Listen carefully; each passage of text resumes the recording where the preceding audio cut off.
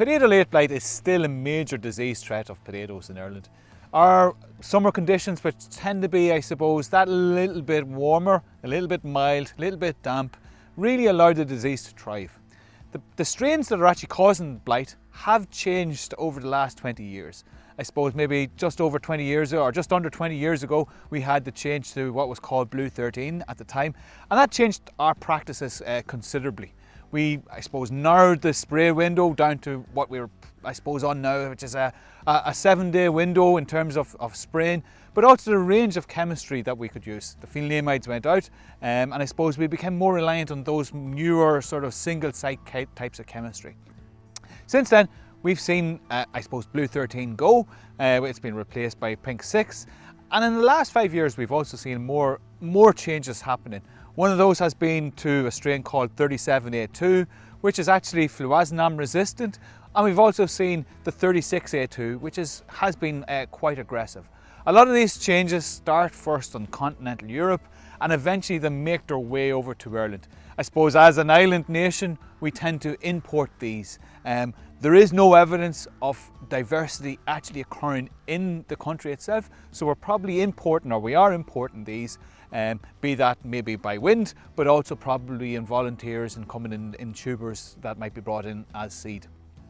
So what else is happening now in the continent that we should be aware of? I think at the start of the year there was a report of a strain called 43A. This is basically a new strain and it has resistance to the carboxyl amides. I suppose you'd probably most recognise this in the form of manipropamid or Revis. That has, I suppose, had immediate consequences in continental Europe, where actually its impact is very clear to see in terms of the use of the carboxyl amides, the manipropamid. You can see that it has an impact on efficacy there. To date, we have not seen any evidence in Ireland of that. I suppose coming from our field trials, looking at Revis, we can see that it's performing quite well.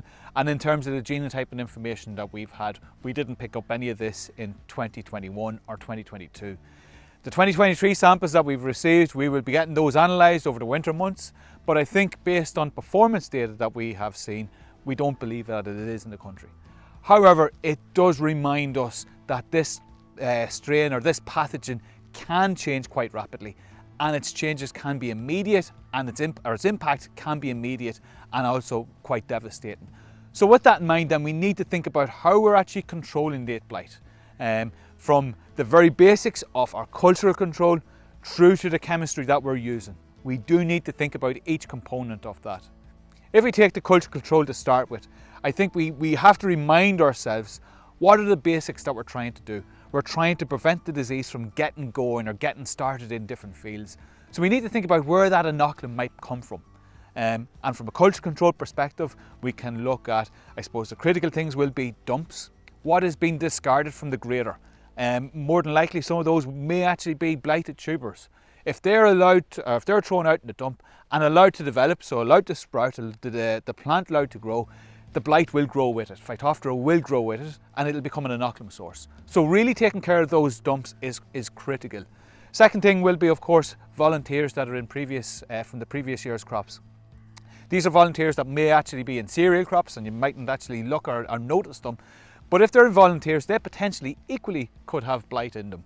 If they don't have blight in them in the tuber itself is allowing the plant to grow, chances are that actually during the season they may actually get blight and just become an inoculum source that way. So being aware of actually, look, where was the previous year's crop?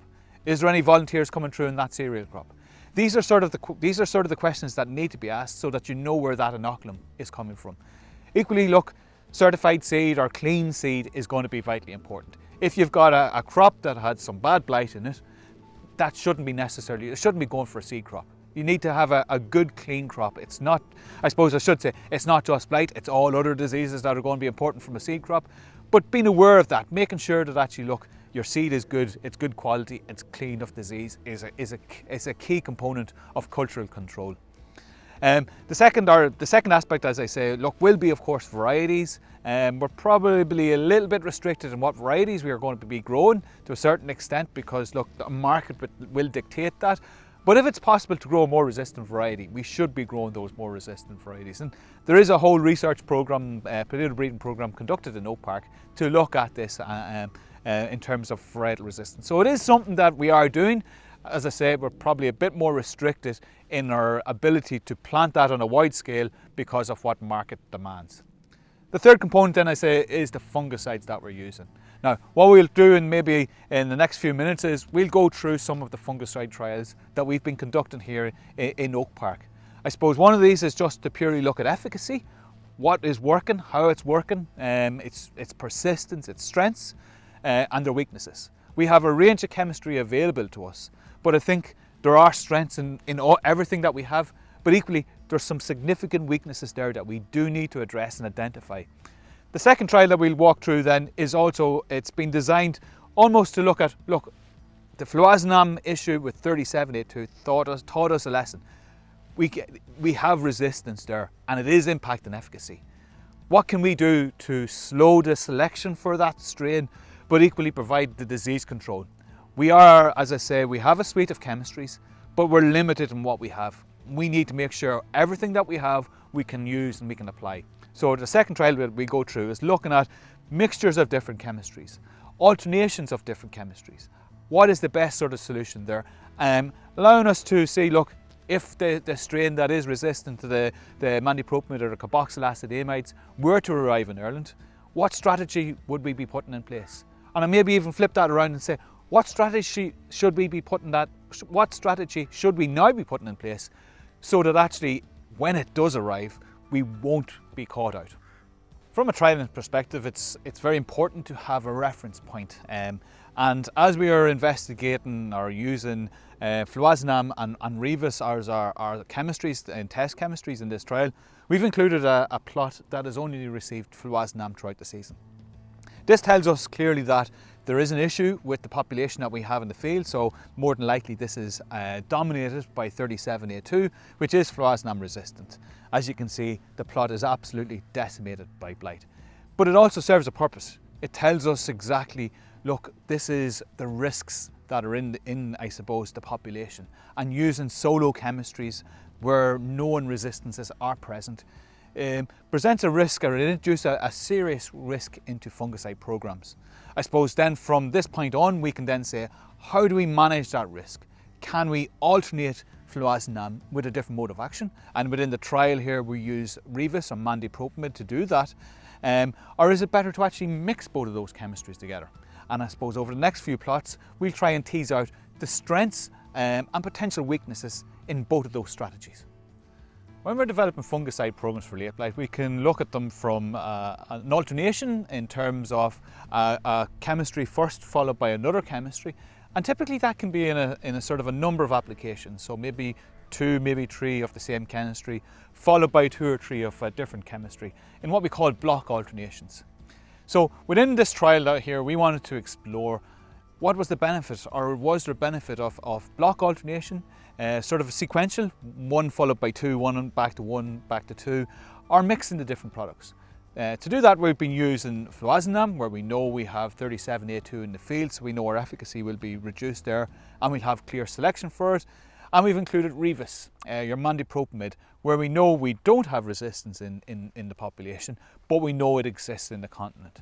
So one of the things that we look at, or we're looking and teasing out, is if we apply 3 applications of fluazinam followed by 3 applications of Rivus, is it the same as applying 3 applications of Rivus first followed by fluazinam? What is the benefit? What is the risk? Equally there, are they the same as applying a mixture of both of those at the same time? From a resistance management perspective, this is important because if we have a strain such as a 3782 in the population at the very start, then actually the timing of that application of the fluazinam will be important. So to the left of me, actually, we have that sort of exact scenario where we have our 3 applications of fluazinam first, followed by our 3 applications of Rivus. And clearly you can see here that the efficacy is very poor. Next, we look at actually our 3 applications of Rivus, followed by the 3 applications of fluazinam. And equally, we want to, as I say, we want to compare them with 3 applications of the mixture, basically applying both at the same time. This is starting with Rivus first, so the first 3 sprays in this plot is Rivus, and then it's followed by our fluazinam treatment. And I suppose what you can see here compared to the identical alternation, except with the fluazinam first, followed by the Revis treatment, is that actually there's quite good disease control here. So in terms of thinking about where we need to be managing our strains or managing our chemistries, that block alternation is vitally important. Are you creating a risk by having 3 sprays of the same fungicide, or maybe 2 sprays of the same fungicide, if a resistant strain is in the population? Clearly we can see here that where we had 3 applications of fluazinam, followed by the 3 applications of Revis, the disease had got into the point where actually that Revis was not able to control it. Flip it around, where we have our Revis first, we prevent that strains, we prevent the disease from getting in, and even though we follow it fluazinam and we know that the population in this field is dominated by that resistant strain, we can see that actually we've had a big impact because we've allowed the canopy to get up, we've allowed it to develop, and we haven't let that disease in at the very start. Undoubtedly now, there is disease there because the fluazinam treatments are breaking down, and over the next couple of weeks we will see a lot of disease there. But clearly from a pressure perspective and a management perspective, understanding what strains we're trying to tackle and how we go about and where we put the different treatments or the fungicide applications in that sort of sequence event is critical. As I said, one of the other treatments that we're investigating is actually mixing both products at the same time. And to the left of me here, we can see actually full rates of fluazinam mixed with full rates of Revis. And even though we have 37A2, as we could see in the solo fluazinam treated plot, lots of disease, we can see quite a good efficacy being achieved here. So basically the mixture is balancing out. Strains that are, I suppose, resistant to fluazinam are sensitive to Revis. Now we would hope that similarly, if strains that are resistant to Revis do emerge, or mandipropamid do emerge into the population, that actually, likewise, that actually they are still sensitive to the other partner fungicide, in this scenario, fluazinam. So it sort of identifies to us that actually, look, from a resistance management perspective, disease control is critical. We need to be able to achieve the disease control. We can see that with the full rate mixture of both the fluazinam and the mandipropamid and Revis, we are achieving some very good disease control in this trial.